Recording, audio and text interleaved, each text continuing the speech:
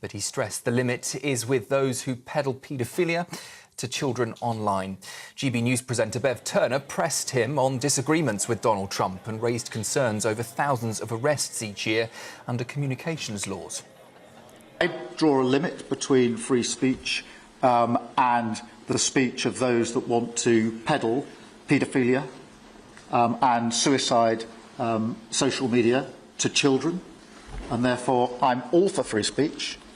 I'm also for protecting children from things that will harm them, paedophiles, those that peddle suicide, which has had a terrible consequence for individual, particularly teenagers.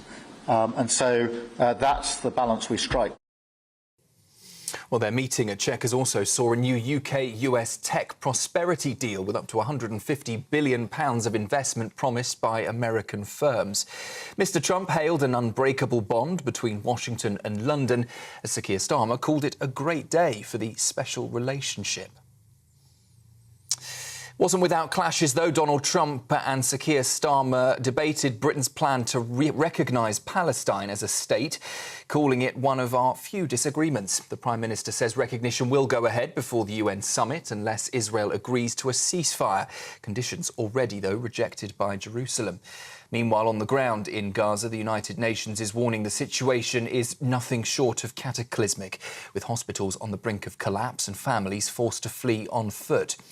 Mr Trump, meanwhile, accused Hamas of using hostages as bait and called the October the 7th attacks one of the worst days in the history of humanity. Here's what the president had to say earlier at Chequers. We want it to end. We have to have the hostages back immediately. That's what the people of Israel want. They want them back. And we want the fighting to stop. And it's going to stop.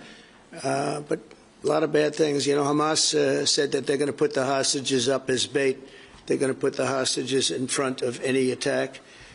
And that's pretty brutal. We haven't heard that one in a long time. So we have to remember that. So I have a disagreement with the Prime Minister on that score. In other news tonight, UK interest rates have been held at 4%, with the Bank of England warning we're not out of the woods yet as inflation rises nearly twice its target. Two members of the bank's 9-strong committee voted for a cut, but the governor said any future moves must be gradual and cautious. The bank expects inflation to fall back to 2%, though food costs remain stubbornly high. It's also slowing the pace of reducing its £875 billion stock of government debt, easing fears of future market turmoil. The first migrant has been returned to France under the UK's new one-in, one-out deal aimed at deterring small boat crossings. An Indian national who arrived in August was put on a flight to Paris this morning, the Home Office confirmed.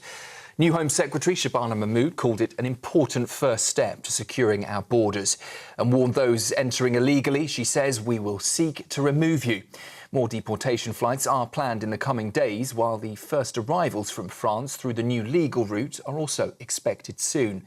But tonight, the government is appealing a High Court ruling that blocked the removal of an Eritrean man who claimed to be a victim of modern slavery. 3 people have been arrested in Essex today on suspicion of spying for Russia, the Met Police confirmed. A 41-year-old man, 46-year-old man and a 35-year-old woman were detained. All 3 arrested under the National Security Act on suspicion of assisting a foreign intelligence service and later released on bail. Counter-terror police say foreign recruitment here in the UK is on the rise, echoing warnings from MI5 about Russia's GRU using proxies for sabotage and arson. And the Late Show Jimmy Kimmel Live has been suspended indefinitely by ABC in America after Kimmel's comments about the killing of political activist Charlie Kirk. America's communication regulator threatened action against both Disney and ABC unless they pushed the host out. Donald Trump congratulated ABC earlier for the move, saying Kimmel has zero talent. But Democratic leaders have accused Trump of corrupt abuse of power influencing that decision and warned the suspension is an assault on free speech. That is the news on GB News. I'll be back with you in an hour. Tune into GB News Radio wherever you are, online, on DAB digital radio, on TuneIn, on Radio Player and on your smart speaker. Just say, play GB News.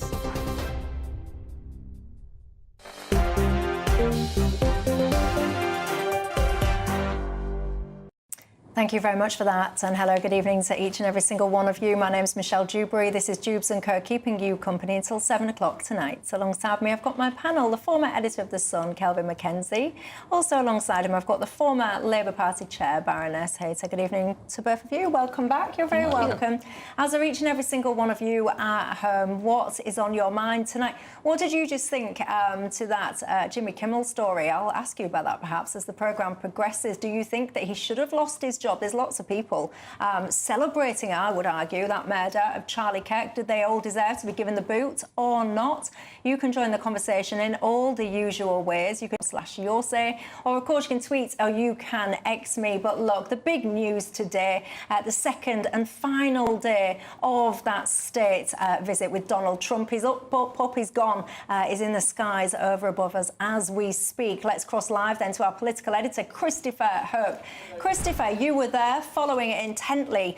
Bring us up to speed. Let's start with the tech prosperity deal. That was the first part of the business dealings today. Yeah, so I don't know when that stop finishes, so I need a nice clear go, Chris, please. When that that's right. Welcome back to Chequers here, the PM's country home, where I was sitting for that an hour-long press conference with Sir Keir Starmer and Donald Trump, literally about 6 feet from me. Quite extraordinary, just so near to someone so influential, the most powerful man in the world. Earlier, we saw, of course, Sir Keir Starmer and Donald Trump signed that £250 billion tech deal. Extraordinary there, looking at AI, greater sharing of AI technology across the Atlantic, looking at also quantum, nuclear power, and so it goes on. We didn't do anything, though, on steel, cutting those tariffs down from 25% to 0, or anything on the AI side about protecting creators in our country and musicians and the like who feel they might be ripped off by AI. So a day, I think, the political day, yes, it was a royal day. Today was a political day that went very well for Sir Keir Starmer. I think but in the questions, though, that was the most jeopardy we saw during the day was when the Prime Minister controlled with some sort of choreographed questioners who were told they could ask questions rather than a free-ranging press conference. Certainly, there was a list given out to know people knew who they could ask questions. The most difficult question, I think, for the President and the PM was on the issue of small boats, because the President of the United States, Donald Trump, had some advice for Sir Keir Starmer. It doesn't matter if you call out the military, it doesn't matter what means you use, but it's going to destroys countries from within. And we're actually now removing a lot of the people that came into our country. It's a very hard chore. We were given a very, very bad hand. Millions of people came in from prisons and mental institutions. We have to remove them. And we are removing them. We have no choice, and I feel very strongly about it. I can tell you, Sophie, there is relief. Also, other wrinkles there on, as well as the small boats issue, with a clear idea there to call out the military on the same day when the UK Prime Minister had managed to send one person back to France under this one-in, one-out deal, a kind of proof of concept individual going there. But whether it goes anywhere or even goes anywhere near to smashing the gangs, as we heard from the Prime Minister, we'll wait and see. Other areas too on energy. He said it's important to drill in the North Sea. Wind, he said, wind power was an expensive joke. Donald Trump said that's very important. He said, why not use more of the North Sea? And even saying his mum was born in Scotland, almost implying that she would approve of that.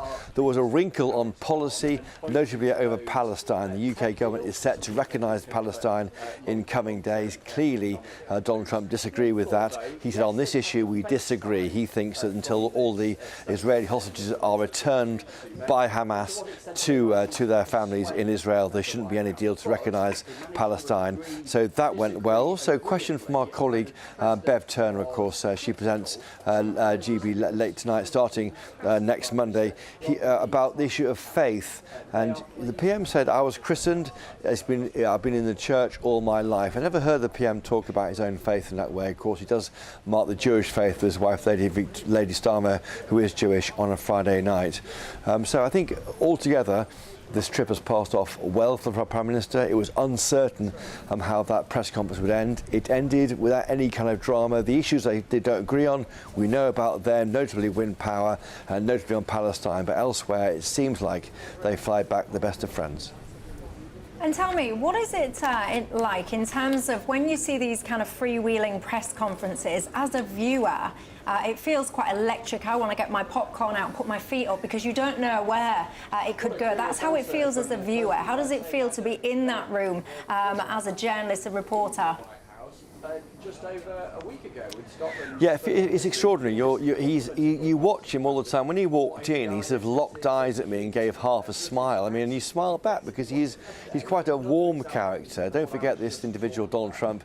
He was a TV star for 20 years with The Apprentice in America. He knows how to work an audience and how to get it on side. And when he looks at people, he stares directly at them. And he was backslapping Sir Keir Starmer at one stage, saying that's your question, not mine.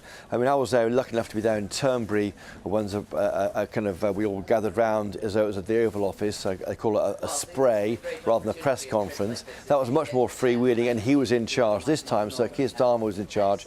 It was his house after all, and that felt right, I think. But it felt more control. But you never know what he might say. We learnt, for example, that he said that Lord Mandelson, he wasn't quite sure who he was, who of course was fired a week ago over the Jeffrey Epstein affair. We also learnt the US government is looking to take over the Bagram Air Base, which it let go, of course, under a previous administration under Joe Biden. He says that's an hour from where China makes nuclear weapons. So you never know what he's going to say, and that's what makes him such box office for GBNews and all channels watching him.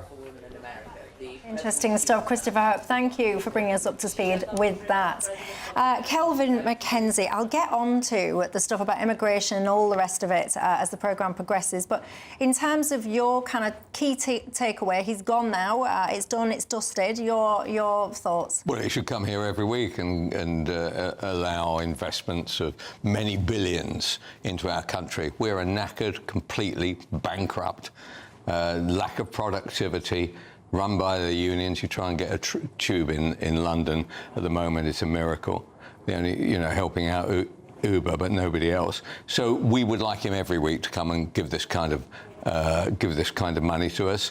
Actually, I tell you what, I mean, obviously I'm a old, cynical journalist, and therefore the idea of all the pomp and circumstance, I didn't think I'd like that.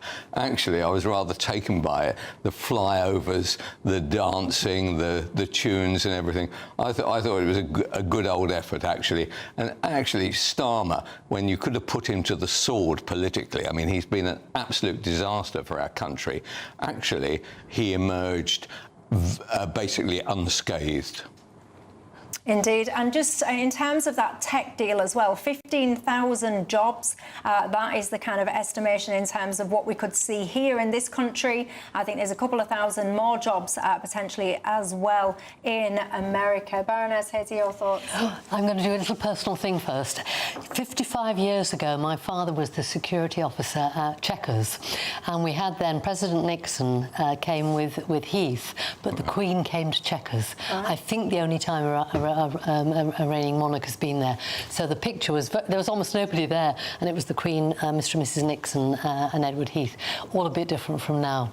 But I think the really interesting thing is, this is a global stage, and the big challenges, yes, we've got challenges to our economy, to all sorts of things here, but the big thing is a global situation, and clearly Trump is key to this. He's key to us getting a successful outcome in Ukraine, but actually, I hope that some of the discussion was about getting him in a better place about trade, because I think some of his anti-free trade is not good for the whole of the global economy. So I hope there were some private discussions, which I think are probably more important than what we see on the stage, which were about trying to get him back in the position of the US being able to play a really key role in the international security, but also global trading. And I think this helped, and that's really important. Well, all I can say is as well, I'm very pleased that all of this pomp and ceremony was, of course, restricted to Windsor. It kept Donald Trump away from some absolute raving lunatics, in my opinion, because one of the things that caught my eye, we've seen the protests that are taking place. There's still some protests as we speak, but look at this, what I saw, I think is absolutely revolting. And just to be clear, there is a more graphic version of this, but just in case case some of you are of a sensitive disposition, I decided to spare you the more graphic one, but I think you can get the gist.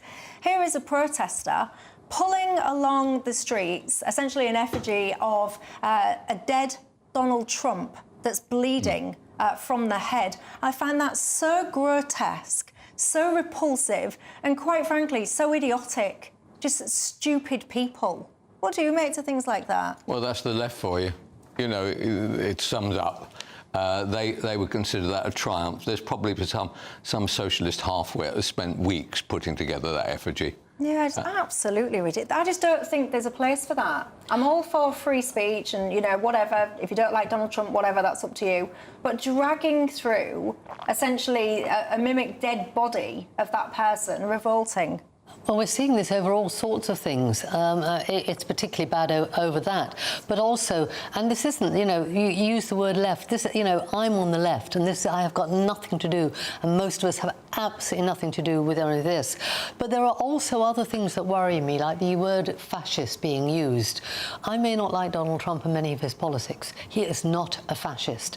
And, you know, this is both downgrading what happened in Germany during the war, but also it is taking someone who's democratically elected and using a label that I find completely abhorrent. So, you know, I don't think we should try and colour the left with some of this extreme stuff that is going on. And, you know, this happens over all sorts of things. I happen to be, and I think you know, what's called a TERF. And we see things like, you know, decapitate TERFs and things like that on the streets. This is where, you know, we have to say, no, these words should not be used, and we should be absolutely out. And we shouldn't, I think, label them as just left or right. It's just abhorrent. A TERF, if you don't know, it's a trans-exclusionary radical feminist. Is that what it is? It is. So I'm proud to be a feminist. Yeah, and I've got to say, basically, what it means is if you don't believe the absolute nonsense that a fella can put a wig and a dress on and pretend to be a girl, they would call you a TERF as well. So most sensible individuals out there are actually TERFs, you'll be pleased to know. Anyway, lots more that we need to have conversations about tonight. I want to speak about migration. Finally, it happened. A flight did manage to take off to France with a migrant on there. Let's take a look at that. And also, I want to share you an alarming story that we found out today as well.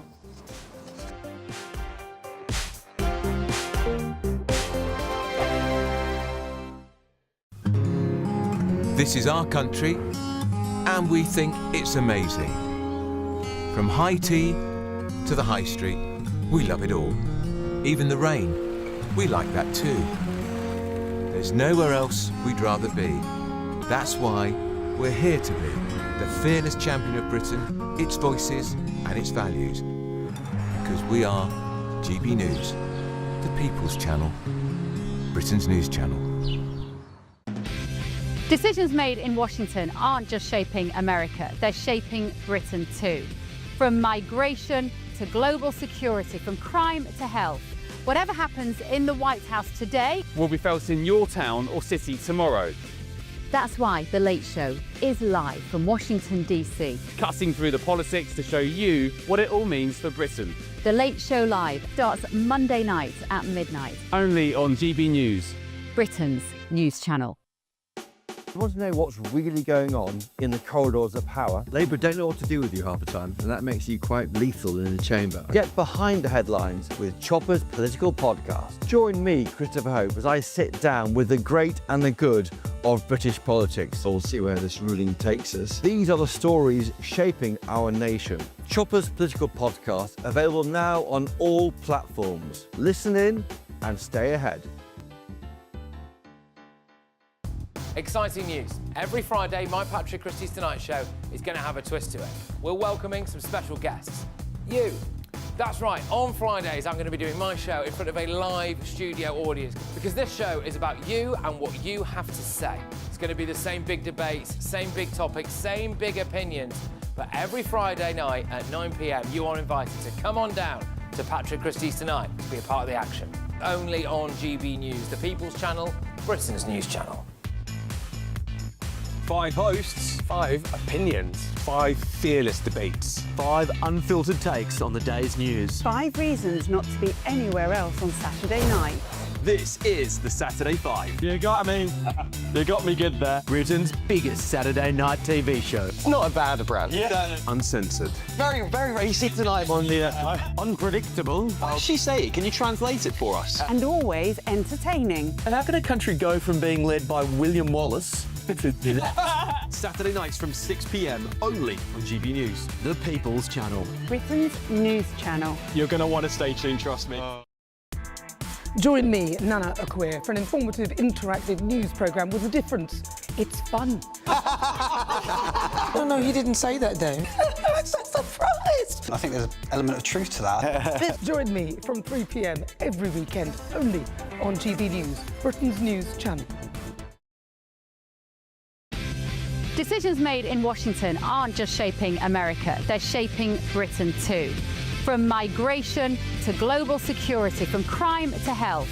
Whatever happens in the White House today will be felt in your town or city tomorrow. That's why The Late Show is live from Washington, D.C. Cutting through the politics to show you what it all means for Britain. The Late Show Live starts Monday night at midnight. Only on GB News, Britain's news channel.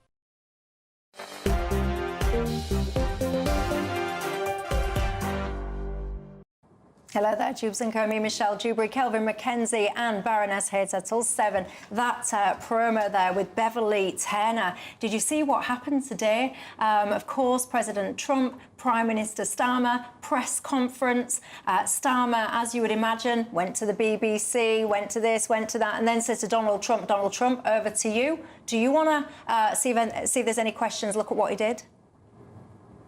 Mr. President, do you want to call some of the... I would love to call a few of them. Bev, do you want to have a question? Yes, indeed. I liked that. I liked it. The first question opportunity, Donald Trump, straight to GB News. There you go. So you do not want to miss that live show there. Bev Turner, she said, starting imminently. I'll have my popcorn ready for that one. Also, though, at that press conference, Donald Trump giving a little bit of advice to Keir Starmer when it comes to illegal migration. He was essentially saying that illegal migration destroys countries from within.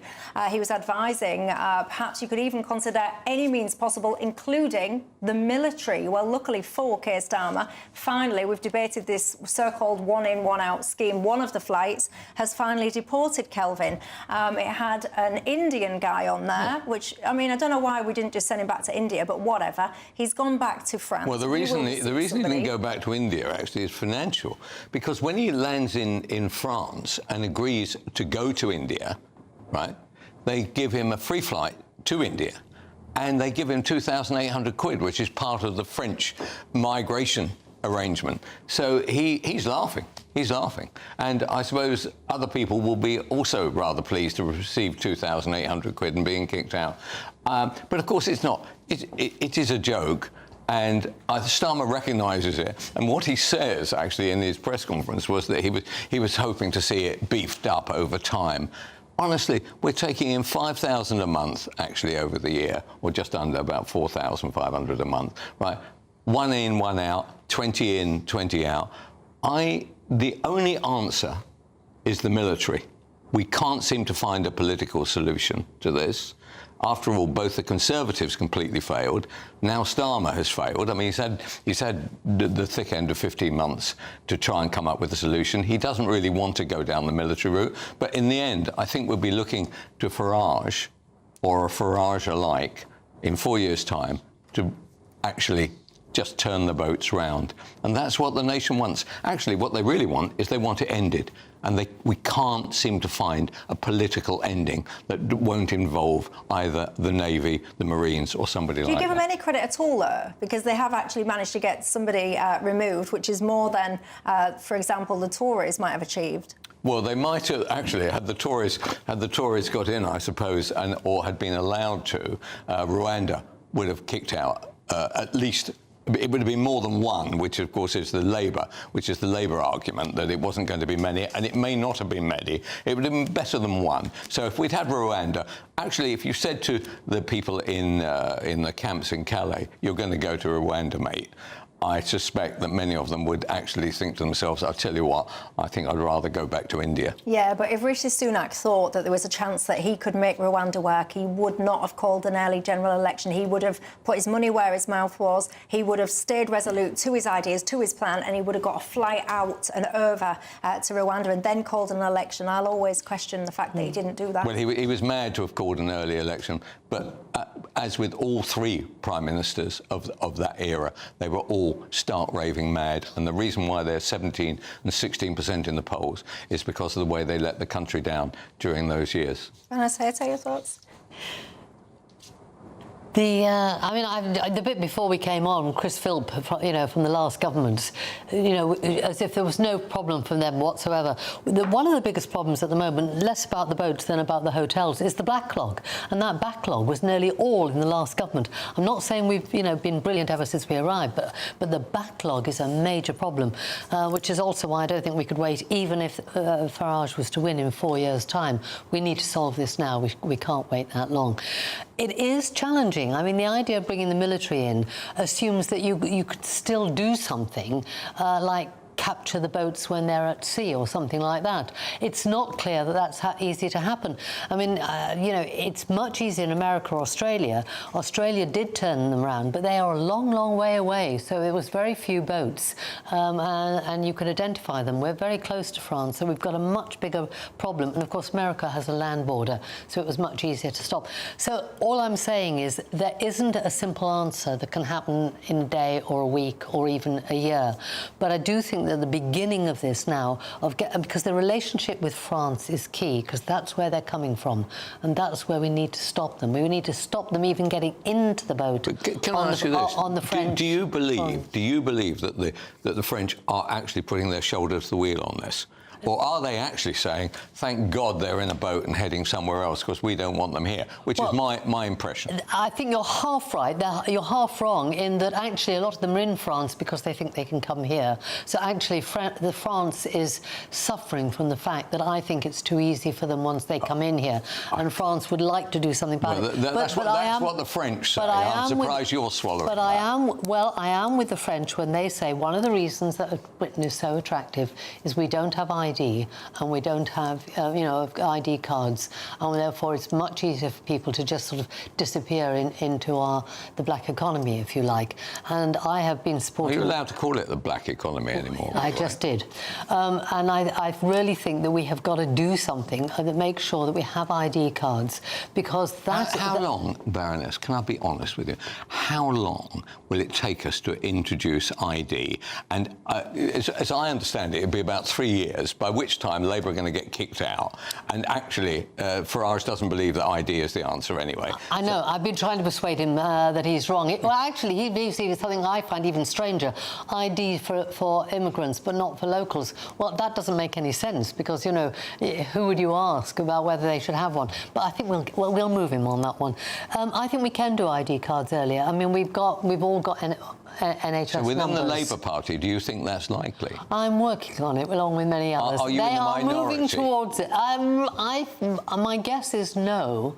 Remember, we were at the point of doing it when we lost the election in 2010, and it was partly the Liberals that in that coalition persuaded the coalition government to drop it. We were on the point of introducing it. Why should my viewers, who have got absolutely no interest in carrying basically a papers please society, many of my viewers are very strong aversion to that. Why should they have to now be involved in having ID cards because your government can't stop illegal migration? Well, there will always be, I mean, there's already a backlog. There are a lot of people here already, and I think we should do something about those. Because the viewers here, if they go for a job, I think they know that if they can show who they are and someone else can't show who they are because they haven't got an ID card, then it's much more likely that our people who've got ID cards can get the job. But they don't want to be under... They don't want ID cards. Well, I mean, I'm looking at the do. inbox now. I'm telling you, the inbox is exploding. And there'll be lots of people who do want them, and they've all got them. I mean, so many of our people have already got a passport, or they've got an NHS number. But they don't walk around carrying them with them. No one is suggesting you have to walk around carrying them, but it seems to me that if you want to make sure that anyone who stays in a hotel or who gets a job or whose children are in school have to prove that they are legitimately here. So if everyone's got a passport, to me, or if many people have got passports, not everyone's got a passport, but if you've just said, you know, people have got ID, they've got driving licence, they've got passports, why do you need an extra layer then? Well, that could be it. It could be a passport. But everyone should have to have one. Do you believe then that if there was ID, it would stop 50,000 people coming across the channel every year? It would certainly help, because it would mean they couldn't start getting jobs, because they wouldn't be able to show who they are. And they're coming here to work. Many of them, you know, the idea that they're coming here for some other reason, they're coming to work. A lot of them are very entrepreneurial. They have to be to have you know, done some of the journeys they've done, and they want to work. But we don't want them here. You'll spawn a new criminal enterprise in fake ID cards. No, I don't agree that. Other countries have ID cards, and they don't have that problem. So the solution... Why are we so different that we're going to suddenly have crooks doing it here, I think it's whereas absolutely it isn't appalling. in France? I think it's absolutely appalling that that the Labour Party would think that the solution to their inability to manage a problem is to impact en masse the British public. Because I don't think it would just stop a card that we'd all have to carry. By your own admission, it's not most to carry. of us have got ID. Well, if we're not carrying it around with us, what's the point in having it then? Because if you actually want to sort of apply for a job or something, you have to show that you're legally here. When you apply for a job now, that is the case. You've got to have working papers. You know that. But that doesn't happen. No, but hold on a second. Why? You know people on the building. The same people who would hire that person are not going to ask you for your ID card. Not once you've said it's illegal, no. But other countries do this. Working papers Why are the legal assumption documents. that something that works in other countries wouldn't work here, that we'd suddenly... People don't want to have imposed on them something that is caused by illegality in the first place. Let me bring something in, because this put hairs on my chest today, ladies and gents. This fella... Well, that is a first. Well, let's move on from my chest, but let me tell you this. An Egyptian asylum seeker, oh, Kelvin's having a funny turn now, an Egyptian asylum seeker, so we, the British taxpayers, were putting this fella up in the hotels. You might have read about this story. He went on to rape a woman in London's Hyde Park. Now, that is absolutely appalling and sickening. This fella should be booted out the country quick time. If that's not bad enough, ladies and gents, today it turns out that not only is this guy an illegal migrant and a rapist, is a convicted Islamist terrorist. I mean, you can't even make this stuff up. How would having an ID card have helped in this situation? Well, first of all, he's been here 17 months, I understand, and the last government never actually assessed him. If they'd assessed him and expelled him then, he wouldn't be here. But we also need to be careful. I mean, what also has just happened in the West Midlands was that a British-born Sikh woman was attacked, and this hasn't yet been to court, but there's an allegation, was raped. It was attacked and raped. This is beyond an allegation, this one. The man was convicted. Said that. I've got 8.5 years this been. Yeah, I've just said that, but hold on, actually, we need to make sure... No, hold on one second, because I want to have a proper conversation about this. My time's out on this section, but I want to continue the conversation, so I will do that after the break. Don't go away.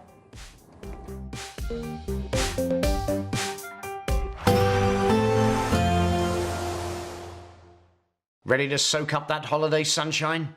Won't we need some cover? No worries. All sorted. All Clear Travel Insurance sponsors GBNews Travel Destinations Forecast. A northerly breeze bringing a slightly cooler feel to some of the Greek islands for the next day or so. Meanwhile, in the Canaries, temperatures above average, over 30 degrees through Friday and Saturday. 1 or 2 showers over northern Spain, but most of the beaches dry, fine and sunny, and some lovely sunshine to be had across Italy. Sunny in Greece. As I said, there is a bit of a breeze blowing. Temperature will be rising in Santorini as we go through the weekend. At the same time, we'll see those temperatures dropping off a bit in Tenerife. All Clear Travel Insurance sponsors GBNews Travel Destinations Forecast. Hello again, very good evening to you. I'm here with your GB News weather forecast from the Met Office. Whilst tomorrow is going to be quite warm and humid across parts of the southeast, a bigger talking point perhaps is a stalling band of rain that's going to continue to linger across some parts of northern England and parts of Wales, all due to this trailing front that's going to hang around for a little while yet. So outbreaks of rain overnight across, yes, northern England, parts of North Wales, pushing into some southern parts of Scotland as well. There will also be a bit more rain over northern parts of Scotland too, but elsewhere actually a lot of dry weather, some clear skies as well. Towns and cities, yes, generally holding up in the mid-teens Celsius, but some rural spots could just about dip into single figures. And then through tomorrow morning, a bit of a damp start across some parts of Scotland, the far north for example, but that rain and the more blustery winds will be clearing away through the morning. Then a few showers across western Scotland, but many places starting the day dry here. Similar across Northern Ireland. However, southern parts of the Borders area and also northern parts of England a bit wet with some outbreaks of rain, and similar across parts of northwest Wales. Elsewhere across the rest of England and Wales, it's a largely dry start and there will be some decent sunshine around as well. And then we end up with this sort of three-way split in our weather. Still this trailing, lingering front across parts of northern England, southern Scotland and the far tip of northwest Wales, and that rain could pep up at times as we go through the afternoon. Elsewhere it's looking largely dry, often bright and sunny, and in the southeast pretty humid with temperatures peaking around 26 or 27 Celsius. That front continues to linger in a similar area as we go through into Saturday, although it will have pushed a little bit more across parts of central and southwestern England and across much of Wales. High rainfall totals building up. Some places could see up to 100 millimetres, so some impacts as a result of that. The more unsettled weather does clear away as we go through into Sunday and Monday, so things drier by then.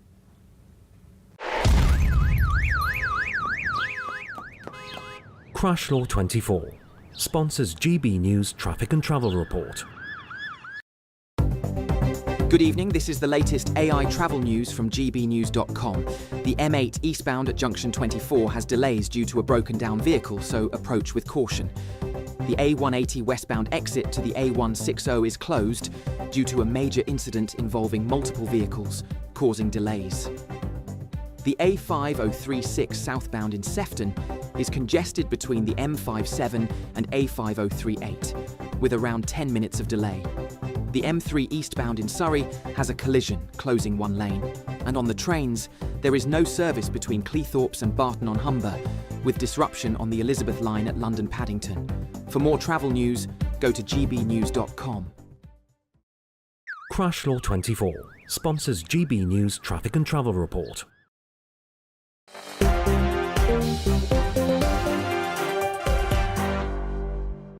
Hello everybody, welcome back to Dewbs & Co with me, Michelle Dewberry, Kelvin McKenzie and Baroness Hayter. I get lots of emails. Andrew has just been in touch on Twitter and said, Michelle and Kelvin are a great double act. They could have their own show. And he says, and God forbid, marriage could even be on the cards. Yeah, well, I'm spoken for now. I was just about to say, Andrew, calm yourself down, because I actually gate crashed his wedding.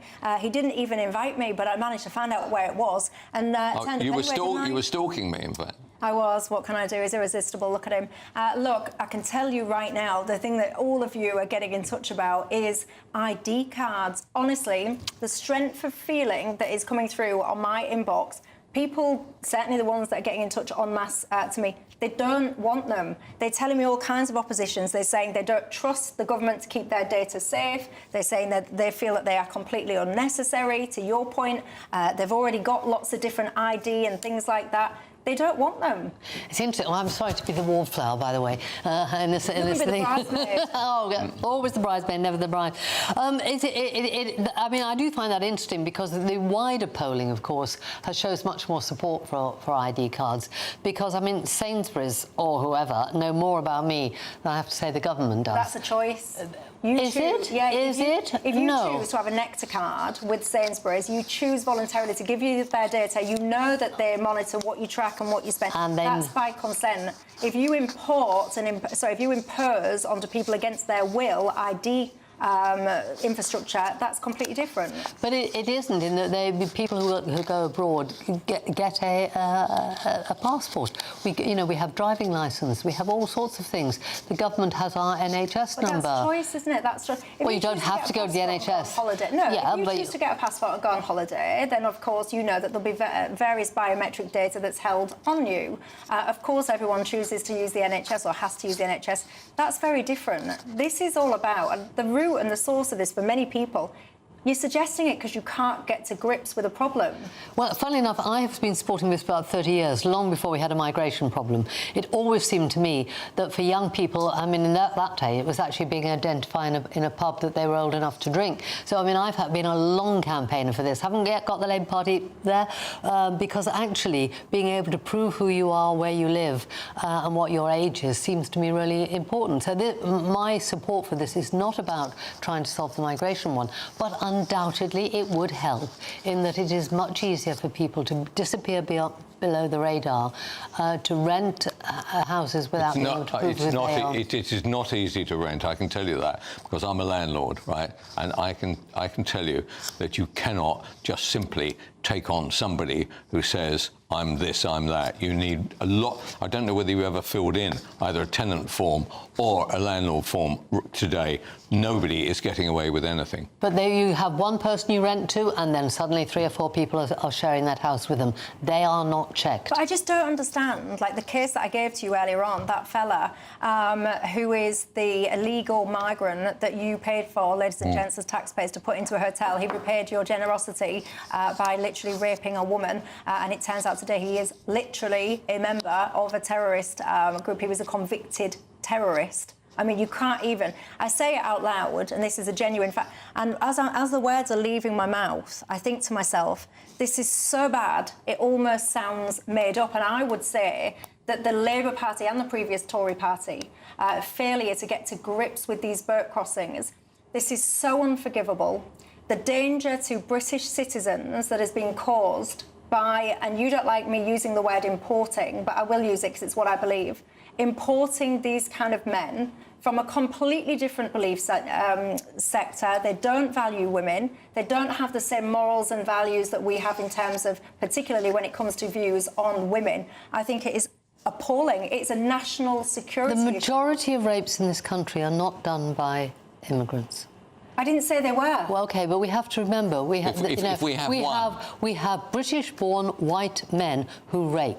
All the more reason then not to import foreign men that rape. Well, but the two, they only go together. It's as if you're saying that the only problem of rape is from migrants coming in. Because you don't want to address my point about the foreign migrants. I am absolutely, and I'm saying, he should have been dealt with when he came in 17. Well, it's more than 17 months ago. I think it was 17 months ago when the case happened. It should have been dealt with, and he should have been removed at that stage, and that was a fault. But these people just shouldn't be allowed in. I cannot understand why hasn't this been escalated and declared a national security issue months ago? Well, I hope... Do you know what? I mean, one of the interesting things about this particular vile pig is that when his 4 years of actual serving is over, of the 8.5 years, he will allegedly be kicked out.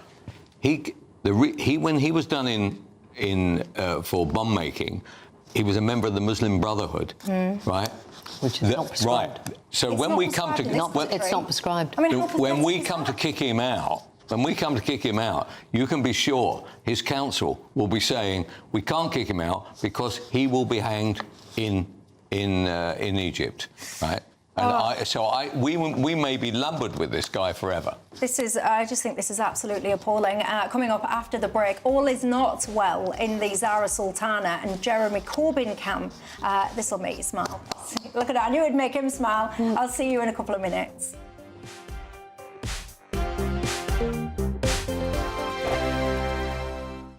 Welcome back to Britain's Newsroom with Andrew and Beth. Hello everyone, Patrick Christie is here. I'm Michelle Dewberry. Britain's News Channel. Access the stories that matter to you. Take the GBNews family with you on any device. And as long as you have an internet connection, tune in to GB News anywhere on the planet or beyond. GB News, the People's Channel, Britain's News Channel. Britain was once the envy of the world. But look around. A nation that no longer knows what it is or where it's going. A country that's broken. How do we fix Britain? How do we bring it back? Friday night with Matt Goodwin at 8 p.m, only on GB News. It's Patrick Christie's Tonight, and here we do things differently. It's explaining the absolute madness of this, doesn't it? It's explosive. I mean, this is very good. It's lively. 850. Your government sat there, Sean, and it did nothing. It's controversial. And the Middle East has been in turmoil since before I was born. It's everything you need to kickstart your evening. Everyone's had their Weetabix tonight. I love to see it. That's Patrick Christie's Tonight, weeknights from 9 p.m. Only on GB News, the People's Channel, Britain's news channel. At GB News, we love to hear from you, our loyal community. So drop us a line at gbnews.com/yoursay. There you can talk to each other and also to the presenters live on air. gbnews.com/yoursay, because GB News is your channel, Britain's news channel. Westminster's full of talk, but out here, it's the real world. Am I allowed to talk now? No, that's it. This is where it matters, real people and real lives. That's what politics is all about. The fact that Trump made a good start, no. Straight answers, no spin, and just a couple of pints. How many fingers have I got up? About 10. So join me for Lee Anderson's Real World every Friday at 7 p.m, only on GB News. The People's Channel, Britain's news channel. Join me, Nana Akweer, for an informative, interactive news programme with a difference. It's fun. No, he didn't say that, Dave. I'm so surprised. I think there's an element of truth to that. Join me from 3 p.m. every weekend, only on GB News, Britain's news channel. Mornings don't have to be tiresome, especially if you have the right company. Wake up to news as it happens, opinion and debate, and of course, a little bit of entertainment too. Because when the kettle's on, we're on. That's Breakfast on GB News, a show worth waking up for. Every morning from 6 a.m. Only on the People's Channel, Britain's news channel.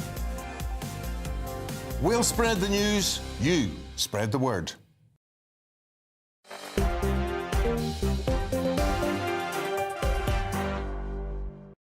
Hello everybody, welcome back to Dewbs & Co with me, Michelle Dewberry, Kelvin Mackenzie and Baroness here today. You really are exercised about this concept of the ID cards. One of my viewers has said, please can you tell the Baroness that poll that she quotes, citing all of this support, he says the question that was asked on that poll specifically is, would you support ID cards if it would mean an end to illegal migration? He says he thinks that's where you've got that number from in terms of people's support. Look, it's all kicking off on the left side of politics. We know about this now. The so-called Your Party, which was supposed to be the new face of the left going into the next election, Zara Sultana, of course, and Jeremy Corbyn. It's all gone a little bit Pete Tong over there, I can tell you now. Essentially, there was like an email blast sent out to the members, and it was all about kind of getting people to pay up and join and all the rest of it. Jeremy Corbyn, he issued an urgent message to people, basically saying that this morning an unauthorised email was sent to all the supporters with details of a supposed membership portal hosted on a new domain name. Legal advice is being taken. That email should be ignored, basically, and if you've set up a direct debit handing money over to this party, that should be cancelled.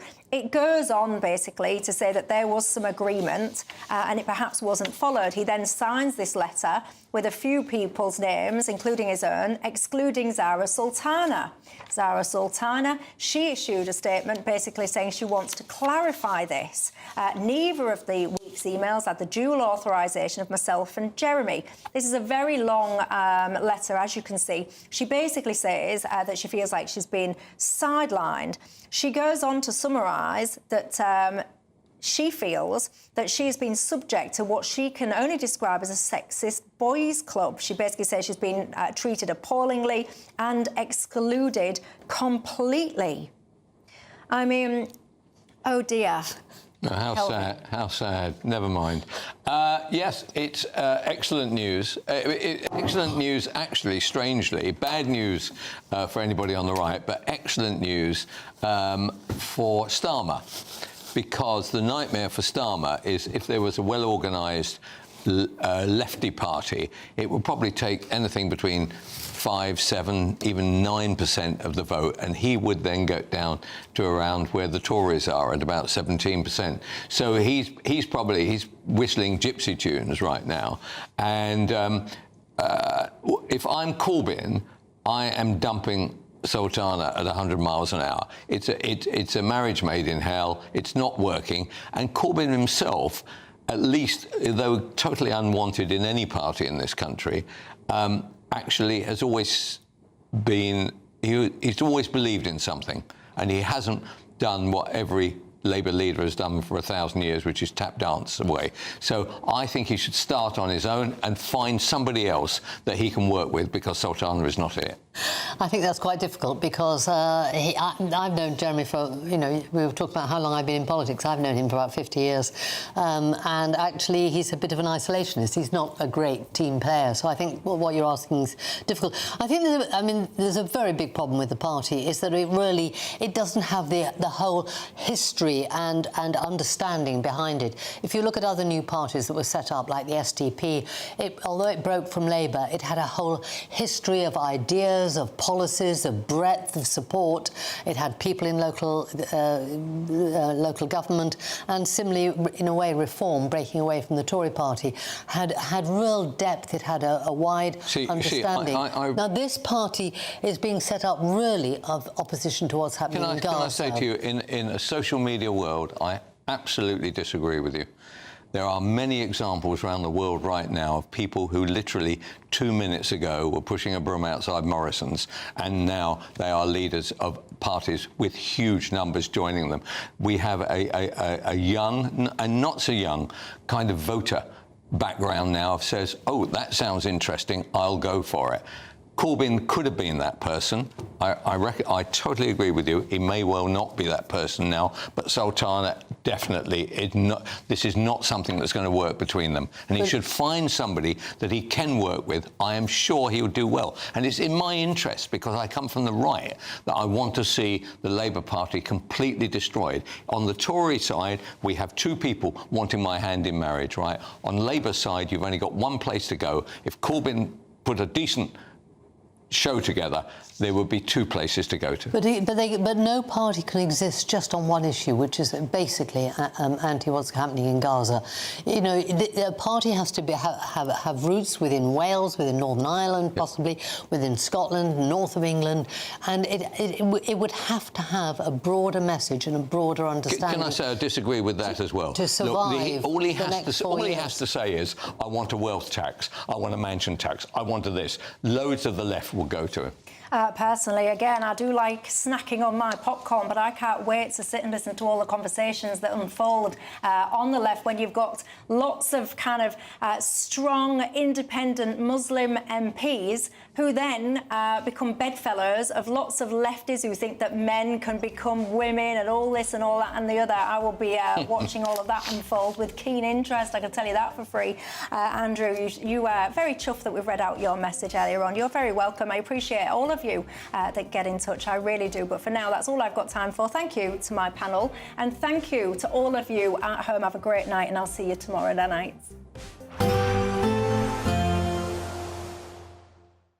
Expect warm spells with the odd rude interruption. Boxed Boilers sponsors the weather on GB News.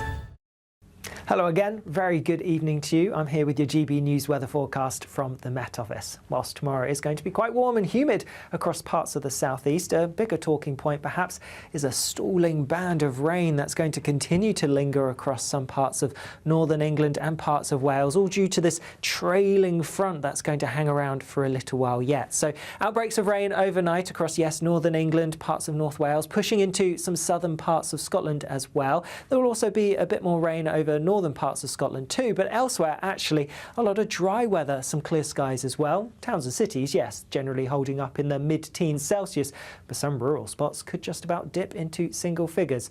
And then through tomorrow morning, a bit of a damp start across some parts of Scotland, the far north for example, but that rain and the more blustery winds will be clearing away through the morning. Then a few showers across western Scotland, but many places starting the day dry here. Similar across Northern Ireland. However, southern parts parts of the Borders area and also northern parts of England, a bit wet with some outbreaks of rain, and similar across parts of northwest Wales. Elsewhere across the rest of England and Wales, it's a largely dry start, and there will be some decent sunshine around as well.